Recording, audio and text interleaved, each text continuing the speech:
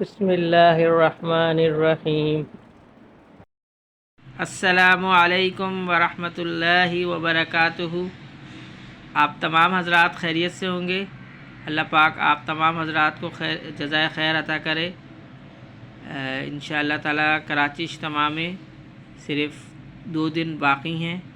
ہم تمام حضرات جو ہے وہ اس میں اپنی مساجد کے ساتھ، اپنے مساجد کے ساتھیوں کے ساتھ مل کے زیادہ سے زیادہ جو ہے وہ اپنی جانے کی اور پہنچنے کی، وقت پہ نکلنے کی تیاری کریں، اور اپنے کاموں کو پہلے سے جو ہے وہ فارغ کریں، وقت کو کاموں سے کو ختم کر کے، کہ ہم مسجد والوں کے ساتھ جڑیں اور مسجد والوں کے ساتھ جو ہے وہ اجتماع میں شرکت کریں، اور کوشش یہ کریں کہ پورے وقت کے لیے جائیں، تو اللہ تعالیٰ ہمیں تمام جتنے بھی وہاں پہ جو اعمال ہیں، 5 نمازیں 3 دن کی، اور اس کے ساتھ جو بھی اعمال ہیں، اللہ پاک ہمیں سب پورا کرنے کی توفیق عطا فرمائے، اور اس بات کو زیادہ سے زیادہ ہم آگے پہنچائیں کہ جو ہے وہ زیادہ سے زیادہ لوگ جو ہے وہ کراچی اجتماع میں شرکت فرمائیں۔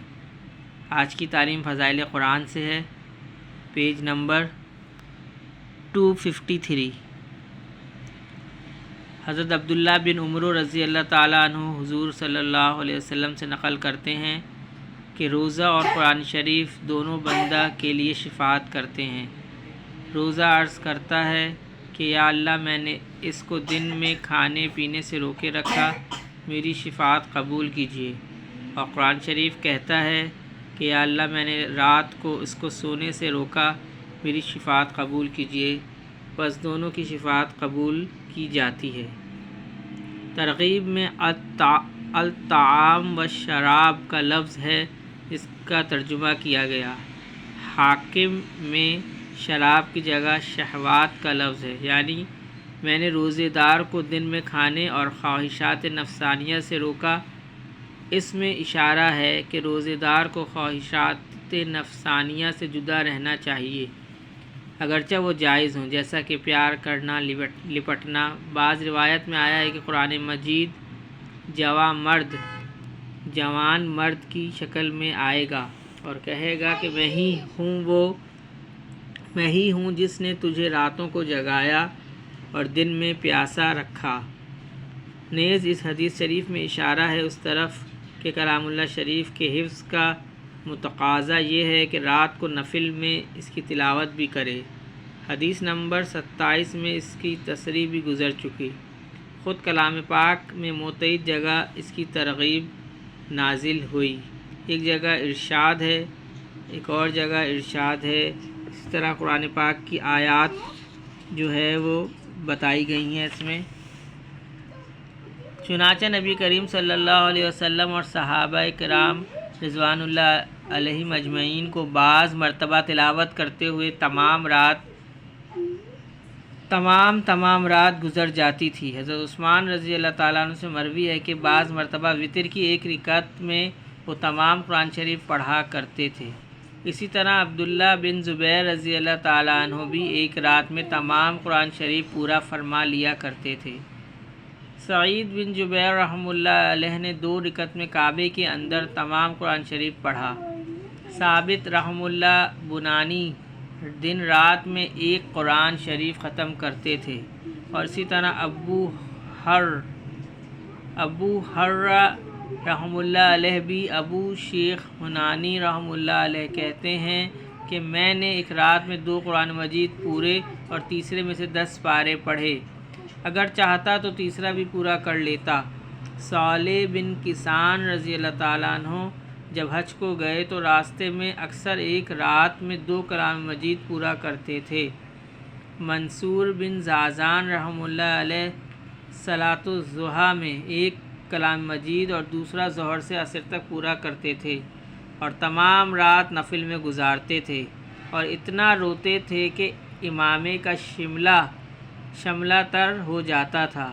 اسی طرح اور حضرات بھی، جیسا کہ محمد بن نصر رحمہ اللہ علیہ نے قیام اللیل میں تخریج کیا ہے۔ شرح احیاء میں لکھا ہے کہ سلف کی عادات قرآن مجید میں مختلف رہی ہیں۔ بعض حضرات ایک ختم روزانہ کرتے تھے، جیسا کہ امام شافعی رحمہ اللہ علیہ، غیر رمضان المبارک میں، اور بعض 2 ختم روزانہ کرتے تھے، جیسا کہ خود امام شافعی صاحب رحمہ اللہ علیہ کا معمول رمضان المبارک میں تھا، اور یہی معمول اسود رحمہ اللہ علیہ اور صالح بن کیسان رحمہ اللہ علیہ، سعید بن جبیر رحمہ اللہ علیہ اور ایک جماعت کا تھا۔ بعض کا معمول 3 ختم روزانہ کا تھا، چنانچہ سلیم بن عطر رحمہ اللہ علیہ جو بڑے تابعین میں شمار کیے جاتے ہیں، حضرت عمر رضی اللہ تعالیٰ عنہ کے زمانے میں فتح مصر میں شریک تھے، اور حضرت معاویہ رضی اللہ تعالیٰ عنہ نے قصص کا امیر ان کو بنایا تھا۔ ان کا معمول تھا کہ ہر شب میں 3 ختم قرآن شریف کے کرتے تھے۔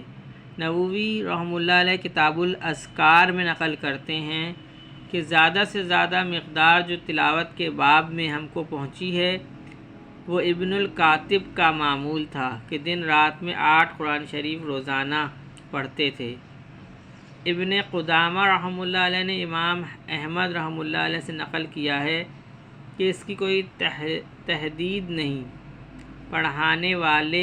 پڑھنے والے کے نشاط پر موقوف ہے۔ اہل تاریخ نے امام اعظم رحمہ اللہ علیہ سے نقل کیا ہے کہ رمضان شریف میں 61 قرآن شریف پڑھتے تھے، ایک دن کا اور ایک رات کا، اور ایک تمام رمضان شریف میں تراویح کا، مگر حضور اقدس صلی اللہ علیہ وسلم نے ارشاد فرمایا کہ 3 دن سے کم میں ختم کرنے والا تدبر نہیں کر سکتا۔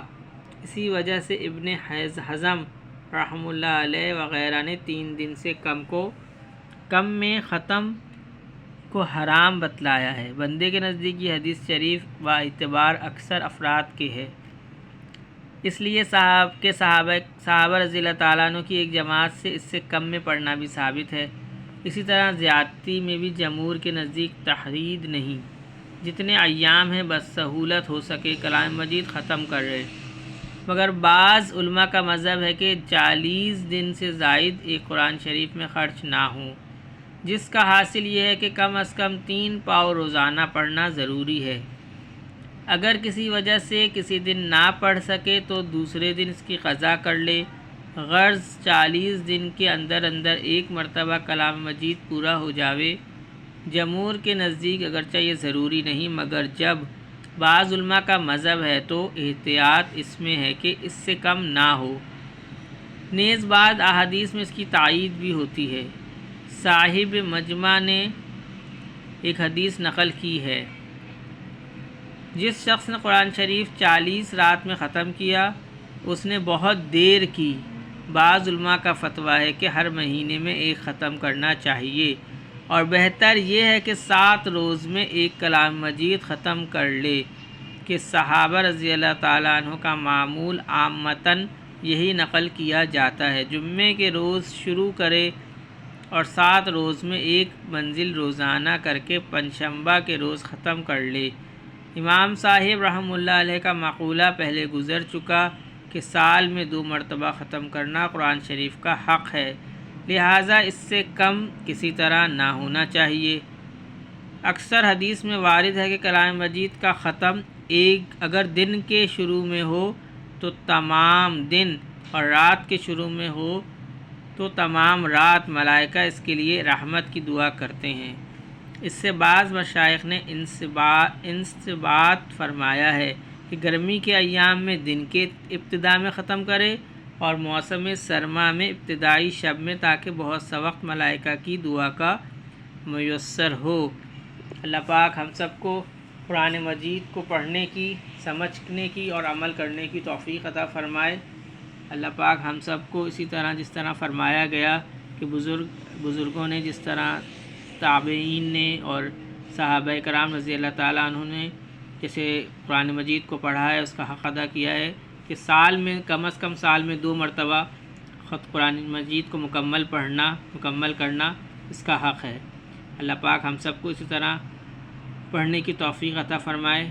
کوشش تو ہماری یہ ہو کہ ہم ہر مہینے جو ہے وہ اپنا ایک قرآن مجید ختم کریں۔ اسلامی تاریخ کے حساب سے 1 تاریخ کو پہلا پارہ ہو اور 29 یا 30 کو ہمارا پورا قرآن مجید ختم ہو جائے۔ اللہ پاک ہم سب کو اس بات کی عمل کی توفیق عطا فرمائے۔ سبحان ربک رب العزت عما یصفون وسلام علی المرسلین والحمد للہ رب العالمین۔